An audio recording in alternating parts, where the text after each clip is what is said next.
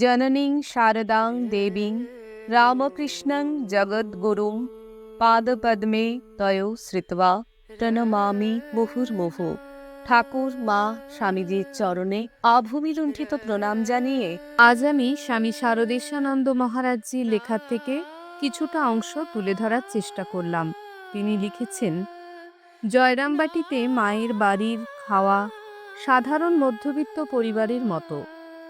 সকালে মুড়ি, দুপুরে সিদ্ধ মাঝারি চালের ভাত, কলাইয়ের ডাল, পোস্ত, একটা ঝাল তরকারি, একটু টক, কখনো শাক, ডালনা, ভাজা, অন্য কিছুও থাকে অনেক সময়।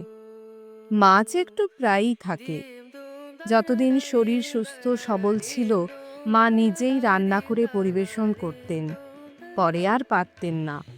কিন্তু প্রথম থেকে শেষ পর্যন্ত খাওয়ার সামনে বসে থেকে দেখতেন। আসন, পাতা, জল সব যেন ঠিক মতন হয়, পরিষ্কার পরিচ্ছন্ন। গ্লাসে জল যেন কম বেশি না হয়। পাতা যেন ঠিক আসনের মাঝখানে থাকে।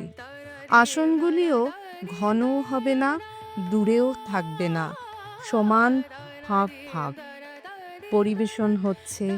মায়ের সুমধুর আহ্বান ছেলেদের কানে গেল, বাবা বেলা হয়েছে, দেরি হয়ে গেল, তাড়াতাড়ি এসো, পাতে ভাত পড়েছে, খাবে এসো।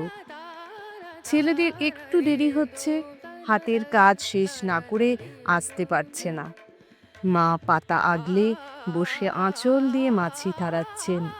ছেলেরা খাচ্ছে, মায়ের চোখে মুখে কি গভীর আনন্দের প্রকাশ।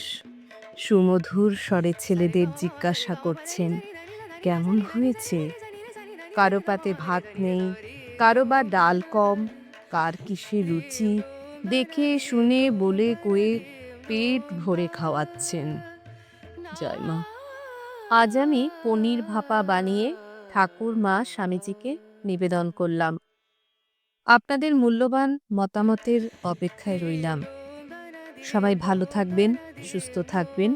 জয় ঠাকুর, জয় মা, জয় স্বামীজি।